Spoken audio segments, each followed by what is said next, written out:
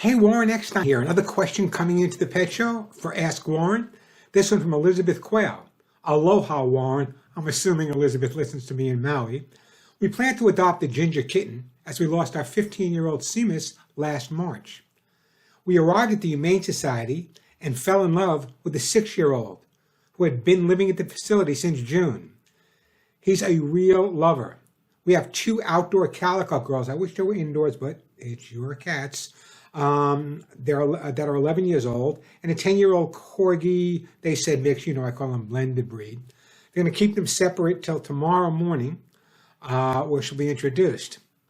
What is your suggestion for introducing the new 6-year-old cat to Jasper? I'm assuming Jasper is the Corgi. Anyway, that's the letter. Here it is. Let me go on. Thanks in advance. Happy holidays, hula hugs, and pineapple raindrop kisses from Napili, Maui. Listen, for a dime, I'd fly there and help you out in person, but let's resolve your issue. First of all, one of the most important subjects I talk about on the air, and have been for the last 40-some-odd years, is what we call first pet psychology. You have to look at it from your dog or cat's point of view, whether you're bringing a dog into the house where a cat lives or a cat into the house where the dog lives. Understanding that animals are territorial. And so many of my listeners rescue their dogs and cats, so many of these dogs or cats have found their forever sanctuary, and now they want to be a little bit protective over it. So sometimes introducing that second, third, or 10th pet can be a little difficult. But if you use what I classified and actually put the words together years ago as first pet psychology, you can resolve this. Remember, I lived with over 30 dogs, 27 cats, 2 pigs, 6 chickens, a couple of ducks, and a few rabbits, and a snake all at one time. Were they best friends? No, but they accepted each other. How did I do that? I made sure that whenever they were hanging out, or whenever we were together, it was always positive. And sometimes when people get a new pet and they're introducing it to an old pet, they're anxious. I understand that. But you can't fake that anxiety. So it goes from one end of the lead to the other, and the dog or the cat that's been with you the whole time can pick up on your change as well. Plus now he's dealing with something new. In many situations where it's cat and dog or cat on cat, a lot of people recommend scent swapping, and I'm a big fan of that too. Is if you have the opportunity to get the scent of the new cat or the new dog in with the old cat or the old dog beforehand, that can make a big difference because animals recognize each other with their nose. Their nose is like our eyes, so that's critical. So what I'm going to recommend Elizabeth does is, number one, is make sure that everyone's in a calm, mellow mood. They live in Maui, I'm assuming they are most of the time.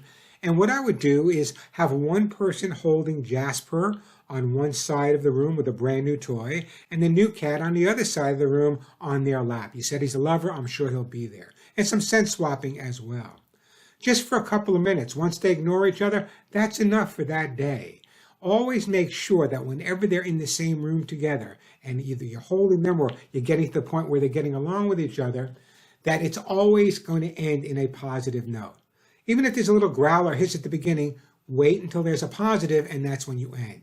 So one of the things I'm going to recommend, number one, is definitely with the Corgi, I guess his name is Jasper, flood the house with brand new items. I wanted to think that the greatest thing that ever had him, that he hit the lottery once this new cat came into the house. And bless you, by the way, for adopting a 6-year-old.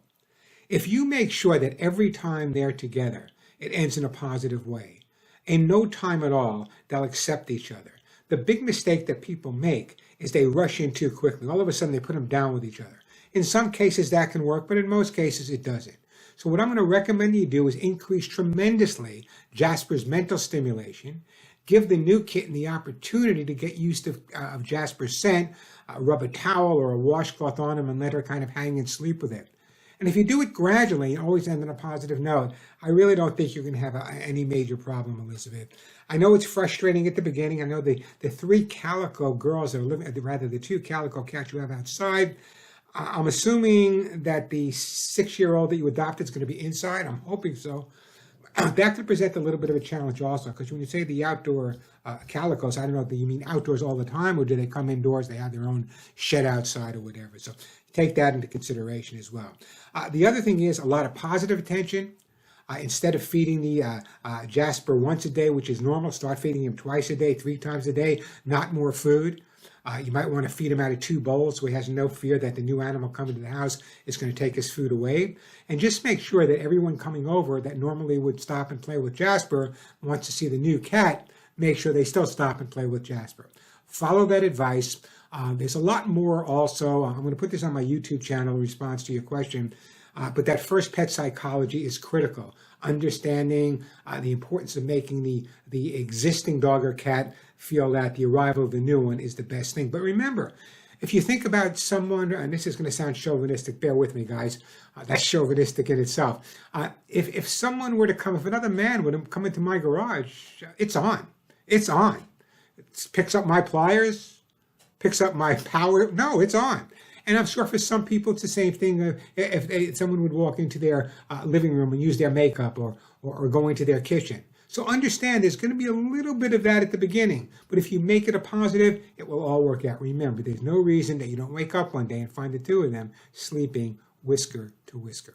I'm Warren Eckstein. Check out the website, thepetshow.com. There's a great article there on First Pet Psychology, but I'm sure this will help you out. And aloha, back to you guys in beautiful Maui. I got to get there soon. I did a couple of appearances there. I think I'm due for another one.